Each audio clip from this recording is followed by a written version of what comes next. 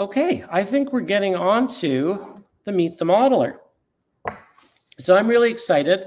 I'm going to bring him in, and I'm going to bring him into the show here while I talk a little bit about him. So this is my very good friend, Spencer Barclay. And I'm trying to remember when I met Spencer. It was a while ago. Spencer, when did I meet you? Was it March we connected, and it was about getting together and seeing each other's studios and just having the best time ever? Yeah, I think it was. I mean, we become fast friends. Now, Spencer has a studio just about 15 minutes north of mine on the same rail line. But everyone will be jealous of his studio because his studio is adjacent to the CP freight line. So he gets freight mainline action. So I got to figure out how to get a camera up in his space. But by word of introduction, this is Spencer in a gallery in our neighborhood with two spectacular dioramas that he created, one of which might be a little familiar to people. It's called Urban Oasis, and it was the entry that Spencer put together for the last miniprints mini build contest. And I think it might actually hold the record for the most miniprints per square inch on any layout or diorama ever created. And you might also recognize the name Spencer from this latest project that we did together, because Spencer has a very nice laser machine, laser cutter, I guess you'd call it. Yep. And it was used to produce our gallows and hangman. And if you see, I actually body scanned Spencer in the position in the, we'll call it stockade, or I think they're called a pillory. But anyway, so that's Spencer. So we've collaborated on a number of crazy projects. And Spencer, and I'm going to go to the last slide here, has a very interesting modeling history. So I thought, what better for our, was it, fourth Meet the Modeler than to introduce you to Mr. Spencer Barclay, my partner in crime, and an absolutely extraordinary modeler. So tell us a bit about yourself, Spencer. Well, hello, everyone. Thanks for having me. This is very cool to share about all the weird things that we all get up to. So, yeah, I'm a lifelong model railroader. My dad just took me in my baby carrier and put me up on the bench work, and that was it. I had no choice. And I thought that people everywhere had model trains in their basements, and I was sorely mistaken. So, you know, it's been so a lot of that, bit of Warhammer, lots of model kits, and got into residential construction and went to OCAD. And so a lot of like material knowledge and, you know, weaving and getting back to miniatures and doing big things. And so I did film and television work. I still do. So, you know, sometimes larger miniatures, sometimes props, sets, art department stuff.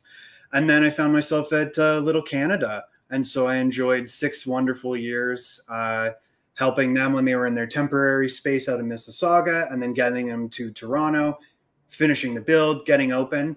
And, you know, that's where I learned about 3D printing and laser cutting and just being around so many creative individuals. It was just so great to soak up everything that was going on there. And, you know, and then I got excited about doing other things. So I have my own space, and so I'm offering 3D printing services and laser cutting and engraving services, and some sort of up for anything. And so I went freelance in March. And so just slowly building a network and having some interesting things come my way and just having a great time. You're one of the few people that I've met in the last 2.5 years doing this, where you are actually a miniaturist by trade. So I mean, most people sort of intersect with mini prints, you know, because they have a model railroad as a hobby. You make your living from being a miniaturist, which is fascinating. You are building for a living. Yes. And it's an interesting thing when and I think, Bernard, you can speak to this, when your hobby becomes your job. And so I think my dad gets a little bit impatient waiting for me to come back and work on the model railway with him. But, you know, he's away right now, so I'm making it up to him this week and bringing some interesting things into his railway. So, you know, there is that, you know, oh, work becomes your hobby, but you know, it's so great to be able to do that every day. I'm very fortunate to have a creative job. And, you know, and it's a lot of very small pieces to keep track of, but you know, it's been a really great year so far. Yeah, Trackside Mike is asking, Spencer, do you have a link or somewhere that people can go to learn a bit more about you or see your work? Absolutely, great question. So I'm most active on Instagram, Okay. and then I also have a website, a couple of websites, because I try to keep my miniature work a little bit separate from my laser cutting, you know, so the services, everything are a little bit more cleanly defined. So Okay. I can pop Let's those start with links in somewhere. Instagram. What is your handle on Instagram if people want to check you out? It is Miniature Spencer. And that's all one word, all lowercase? You got it. All right, so check out Miniature Spencer on Instagram. And I spelled Instagram wrong, but I did spell Miniature Spencer right, so it's in the chat. And what about a website where people can go and sort of see about your services? So my personal site is just my name, www.spencerbarclay.com. Okay. And then my business is called Loading Dock Productions, but there is no K in the dock because it's about documenting, you know, so people have misspelt it for 10 years. So it's just, you know, a good lesson in branding. But this is the logo. And you might have seen in one of the slides that Bernard posted that I've always been interested in loading docks, not the trains, not the trucks, but the hole in the building where all the stuff gets delivered. So, you know, it's sort of like nature photographers getting excited about the watering hole. And that's loadingdockproductions.com, right? You got it. All right. So I put that up in the chat too. So let's go back to that embarrassingly young image of you, which you were very kind to share. Whoops, let's add it back in. Okay. So there you are with, how old are you wearing your Spider-Man outfit there? I'm probably 6 to 8 years old. And what in the world attracts a 6-year-old to a loading dock? It was just, you know, we would go grocery shopping and we'd go around the back and, you know, or every beer store. I was too young to drink, but the beer store always had a really prominent loading dock right on the front of the building. And thanks Wigwag Workshop for the follow. So, you know, it was just part of the grocery shopping experience, or dining out, going to Harvey's and looking across, going to the beer store and checking out the loading dock. But I think that they're just sort of fascinating, purely function. You know, there's no ornamentation, there's no painting. It's just, it does what it does, and the material's there because it's serving a specific purpose. So I just want to say to everybody, if anybody has seen that Sealand truck that is in that photo, I cannot find it anywhere. And it is not any brand name. It is some, you know, from overseas, and it's metal and plastic. But if anybody knows any leads on that, I would greatly appreciate it. It is my white whale. Accepting bids? Is that Rosebud? Anything, blood, you know, donations, you know, anything. Well, I have to give you some praise because you are by far, I shouldn't say the most. I want to say the most talented modeler I've ever met. Actually, I think I could probably say the most I've ever met. But you're certainly one of the most talented modelers I've ever seen. And the work you do is absolutely spectacular. I was just looking at this scene that you're pictured at here at Little Canada. And your work is just absolutely spectacular. You know, tell us a little bit about your sort of your philosophy, the way you work, why you do what you do. You know, give us a little sort of insight into the loading dock mind of Spencer. Absolutely. So there was a time before reference photos and a time after, and I can't say more, you know, about the impact of the real world and going and taking photos, things, and understanding weathering and poor renovations. You know, there's the world is so much more interesting than our imaginations, and to go out and to capture that and to go around your own neighborhood and see the garage that's tilted at the right angle, or, you know, or taking memories from, you know, a childhood diner that you went to, or, you know, a playground that's not there anymore. So it's always based on a real world example, and then to then take that and try to duplicate it as realistically as possible. But as I've gotten older, I like to make people laugh, and I really enjoy doing something that's so gritty and realistic, but it has a bit of whimsy, and it has fun colors, and it has a joke, and, you know, and to see how people respond to that, especially at Little Canada, was very satisfying. So, you know, I take hundreds of photos of things that I'm thinking about doing, and the pieces that were in the shot of me in the gallery, that's born from, you know, many walks with my wife around Toronto, and lots of photos, and just compiling them and letting them just kind of, you know, float around in my brain. And then it eventually comes out in, okay, what kits do I have? And okay, this is going to represent this memory in this photo. And, you know, and so it's an interesting process. It's not fast all the time, but, you know, it's representative of me and where I've been and what I've seen.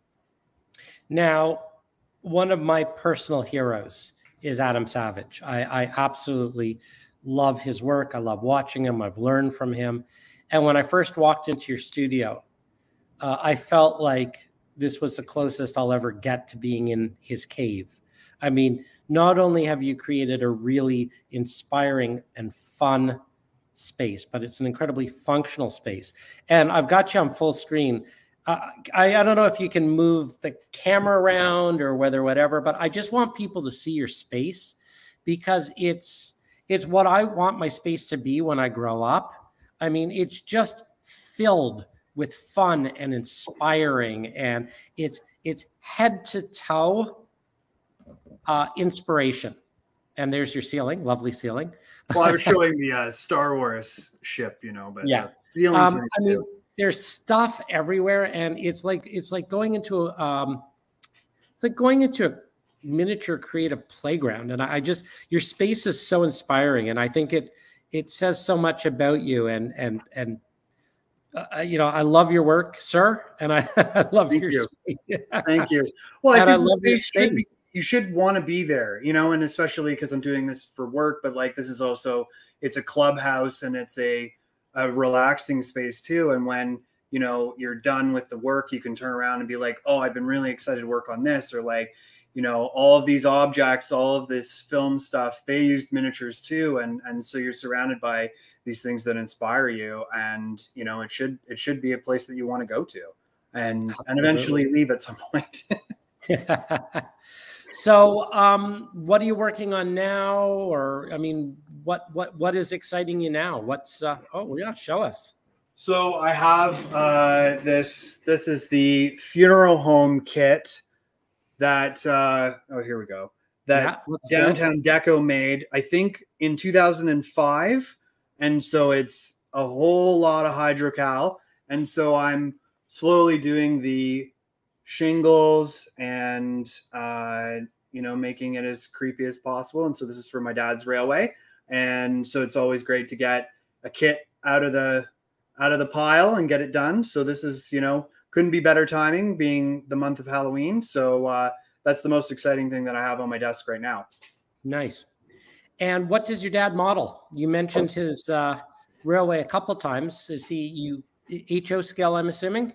Yep, HO scale, contemporary, but any classic car that he liked from his childhood and growing up also makes it onto the layout. So it's, for him as well, it's a fun hobby, and it doesn't have maybe as many rules as I would apply in terms of hitting a specific decade or worrying about every detail. But he comes down there, and that's his moment of zen, and he feels the trains run and anything goes. And so, you know, it's great that he has that, because he works really hard with his writing, and you need something to blow off steam.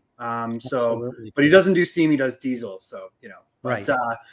So yeah, it's, you know, it's sort of contemporary, but it's loose, you know? Awesome. Any questions for Spencer? Does anybody want to chime in? Any questions? Any thoughts? Just seeing what's got. You're getting a lot of compliments on the chat. Thanks, everyone. I appreciate the support. It's nice to share. And it's nice to meet other modelers, and I love working. Oh, here's a good one. When it comes to materials and supplies, what are the things he has to have on hand at all times for his builds? Oh, well, I can share one of them. Great question. Yeah, that is a great question. I want to jump in for 1 second with a quick story. Bernard. Get in there. Because I don't know if okay, has anyone ever used this before? Has anyone ever used this stuff before? Because it is so incredibly stinky and toxic and horrible. And I am convinced that this bottle is absolutely engineered, scientifically engineered to tip over and spill. I don't think that they could have found a bottle that is more spill likely. So I saw that when I was in Spencer's space that he had 3D printed, let me come out, a beautiful accelerator holder. And this is the mind of Spencer, because not only is he a brilliant modeler who is obsessed with health and safety, which we all should be, but he makes things to solve problems. I, on the other hand, have been knocking this bottle over for 2.5 years. But he's also an extremely generous person, because when I sort of looked at it and gasped, and I do a lot of gasping when I go into a space and go, oh, you've done that? Oh my God, you've got one of those? He was very kind enough to print me not one, but two. So I have a spare, a backup and a spare, and a spare and a backup. So this is the type of person we're dealing with here. He's organized, and he's inventive, and he's generous. So thank you. And I will never steal this again. You're welcome. Yeah. So, definitely accelerant, or Instaset, whatever you want to call it. And so super glue is another go-to. I really like the, like a really fast setting epoxy. It's all about trying to get the ideas out and get the work done as quickly as possible. I'm a huge fan of having styrene around, and wood stir sticks you get from Starbucks or a coffee shop, but they're really handy for mixing your epoxy. They stain well, they cut easily, they're perfect to shim. So those are sort of my go-tos. And I got to grab it. They made a black. This is for the glue gun. So it is black glue, and it is more durable. I found it on Amazon. Who knows if the link's still there, but if anybody can find this, it's more durable. It's glossy, but when you've done a bunch of shrubs and stuff, it doesn't pop the same way that your clear glue guns or your carpenter's glue, the one that's a bit yellowy tinged. So this is another one that is a must have. Very strong. Highly recommend. That's amazing. I've never seen it before. That's actually, you always find the cool stuff. That is amazing. We got a question from Trackside Mike. Any thoughts on laser cutting background prints? I'm assuming like buildings for the background of the layout. Is that right? Is that what you're talking about, Trackside Mike? Well, if it's paper, it can be cut. If you get your settings just right, you'll reduce the amount of burning that happens around it. So, it can be done. That would save an enormous amount of time. You just have to, I guess, have your cut line prepped, and it's possible. I think that it's a great idea, because that's not a fun job. Have you ever cut foam core or anything on the laser? You can't. Foam core is one of the no-nos, but there is foam adjacent that's like safe. There's certain things that when they're heated up either cause like chlorine gas, or they melt and drip, and then they permanently damage the machine. But there are some foams, and like your kind of foam that you'd see like a camera case or something that's specifically cut for an object. And so, there's some things out there that are possible, but it's like, is it easier than just taking a foam knife and just doing your thing? It's like, there's other tools that might do the job too. So I guess I want to end, and we don't need to end, but I guess don't want to go on all night, which we really could. Your studio here, let me join you here. Your studio is so much of a playground. I mean, you know, it's filled with wonderful tools that you've made and other wonderful tools and tips and tricks. Show us a toy. Show us something fun. I know, it's crazy. Huh? I know. Grab something, anything at random even. So this is the Iron Giant that maybe people know about. And this one, you'd see it on my Instagram, but it walks.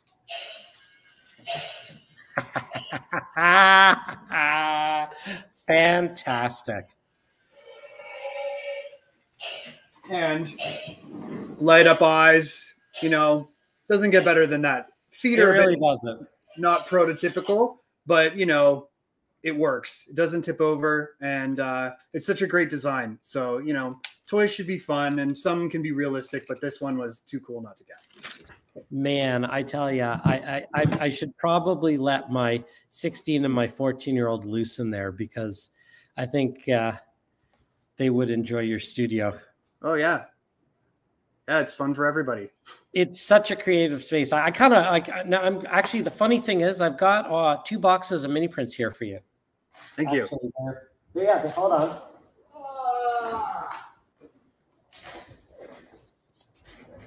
I got 2 boxes of inspiration here for you.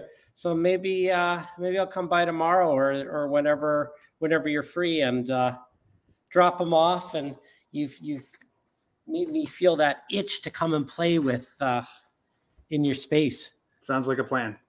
Awesome. Well, thank you so much. I really appreciate you being on. Really, you know, really inspiring. I love the Meet the Modeler segment because there's so many amazing people doing such great work out there. And, you know, I really appreciate what you've done with the mini prints. I mean, you've really done some spectacular work with those dioramas. I hope that you will enter the Halloween peanut butter lid. I hope that the creative juices, you already have your lid. Oh yeah. I'm very excited. And you've done so many great products that are perfectly Halloween themed. So, you know, I'm excited. It's try and stop me. All right. We're going to squeeze in one last question from Sparky. What's your favorite job or build? You know what? That construction scene at Little Canada, that was it, because I got to go to Spadina and Wellington, the well, that huge build, with the company that was doing all the excavations. So we went like 5 stories down into a pit, and they told me how everything worked and explained everything. I got plans for the site, for the build, because it was based on a real location, sort of at Yonge and Gerrard. They had to do a build very carefully over the subway line, because it was built only about a sort of a basement's distance from the street. So they had to do a very careful engineering job. So, you know, it was the company was involved. I had the plans. I got to do a field trip, and I love construction sites. I've been sitting watching construction sites since I was 2. So it was like dream come true. Great project, great location on the Toronto destination in Little Canada. So that was absolutely my favorite. So that's prototypical. That's not made up. That's like you did that from photos. Yeah, that's amazing. That's very, very close. Yeah. Wow. All right, ladies and gentlemen, from the amazing mind of Spencer Barclay, thank you so much for joining us tonight. Everybody, check out his site. They've been listed. I know that Sparky has put them in the chat, and I put them in the chat, and a few been on screen. So definitely check out Spencer's work. It's incredibly inspiring. If you're in the area and you need any work done, his stuff is amazing. And I know that he is just itching to get his laser up and working on some commercial projects. And I think there'll probably be more coming from our collaborations too. So, you know, we've done the Hangman Gallows, and you know, if anyone has any other thoughts, definitely, you know, shoot them into the chat or email either of us, and we can put our brains together.